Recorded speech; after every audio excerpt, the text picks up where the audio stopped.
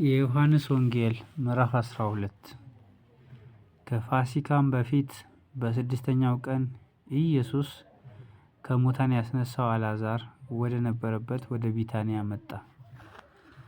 በዚያም እራት አደረጉለት። ማርታም ታገለግል ነበር፣ አልዓዛር ግን ከእርሱ ጋር ከተቀመጡት አንዱ ነበረ።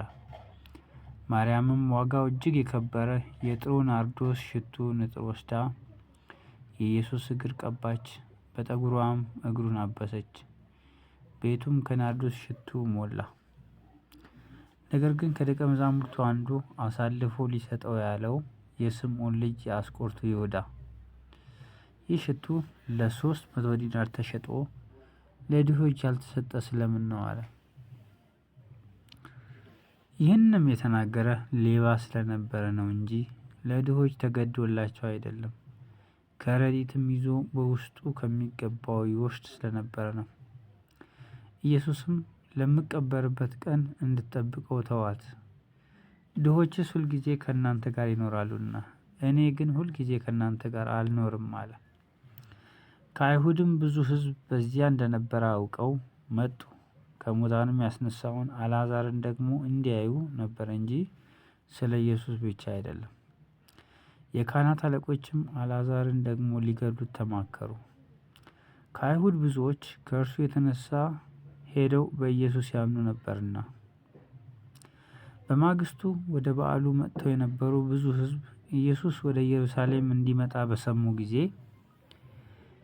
የዘንባባ ዛፍ ዝንጣፊ ይዘው ሊቀበሉት ወጡና ሆሳዕና በጌታ ስም የሚመጣ የእስራኤል ንጉሥ የተባረከ ነው እያሉ ጮኹ።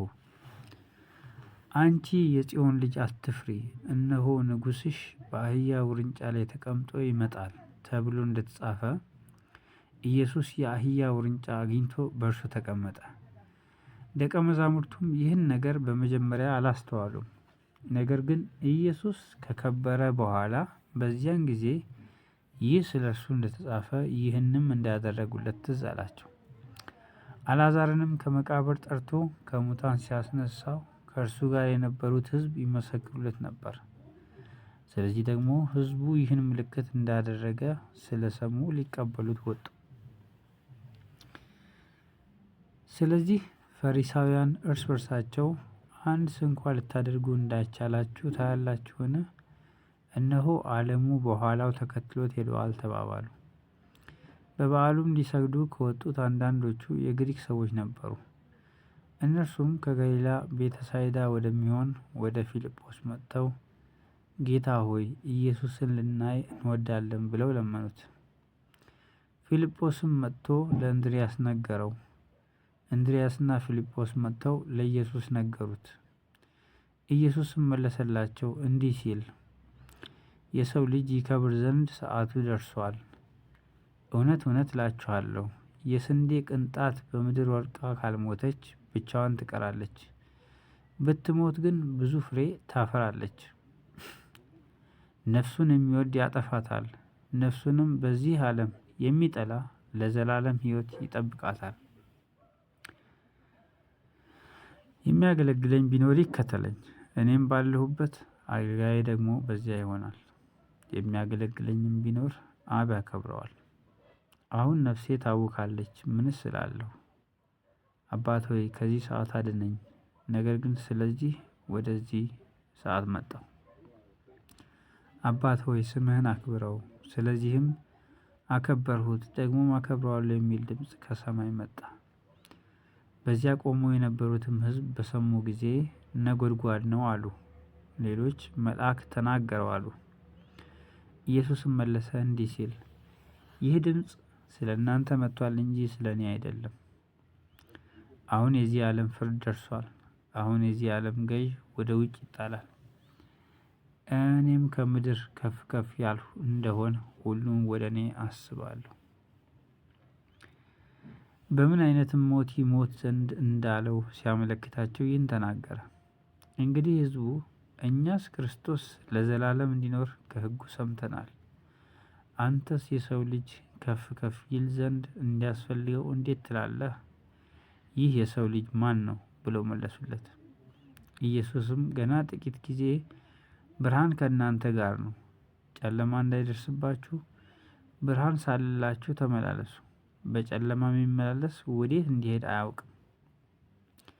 የብርሃን ልጆች እንድትሆኑ ብርሃን ሳለላችሁ በብርሃን እመኑ አላቸው። ኢየሱስም ይህን ተናግሮ ሄደና ተሰወረባቸው። ነገር ግን ይህን ያህል ምልክት በፊታቸው ምንም ቢያደርግ ነቢዩ ኢሳይያስ ጌታ ሆይ ማን ምስክርነታችንን አመነ? የእግዚአብሔርንስ ክንድ ለማን ተገለጠ? ብሎ የተናገረው ቃል ይፈጸም ዘንድ በእርሱ አላመኑም። ኢሳይያስ ደግሞ በዓይኖቻቸው እንዳያዩ በልባቸውም እንዳያስተውሉ እንዳይመለሱም እኔም እንዳልፈውሳቸው ዓይኖቻቸውን አሳወረ ልባቸውንም አደነደነ ብለዋልና ስለዚህ ማመን አቃታቸው። ክብሩን ስላየ ኢሳይያስን ይህን አለ፣ ስለ እርሱም ተናገረ። ከዚህም ጋር ከአለቆች ደግሞ ብዙዎች በእርሱ አመኑ። ነገር ግን ከምኵራብ እንዳያስወጧቸው በፈሪሳውያን ምክንያት አልመሰከሩለትም፣ ከእግዚአብሔር ክብር ይልቅ የሰውን ክብር ወደዋልና። ኢየሱስም ጮኸ እንዲህም አለ፣ በእኔ የሚያምን በላከኝ ማመኑ ነው እንጂ በእኔ አይደለም። እኔንም የሚያይ የላከኝን ያያል። በእኔ የሚያምን ሁሉ በጨለማ እንዳይኖር እኔ ብርሃን ሆኜ ወደ ዓለም መጥቻለሁ። ዓለምን ላድን እንጂ በዓለም ልፈርድ አልመጣሁምና። ቃሌን ሰምቶ የማይጠብቀው ቢኖር የምፈርድበት እኔ አይደለሁም። የሚጥለኝ ቃሌንም የማይቀበለው እርሱ የሚፈርድበት አለው። እኔ የተናገርሁት ቃል እርሱ በመጨረሻው ቀን ይፈርድበታል። እኔ ከራሴ አልተናገርሁምና፣ ነገር ግን የላከኝ አብ እርሱ የሚለውን የምናገረውንም ትእዛዝ ሰጠኝ። ትእዛዙም የዘላለም ሕይወት እንደሆነች አውቃለሁ። ስለዚህ እኔ የምናገረውን አብ እንደነገረኝ እንዲሁ እናገራለሁ።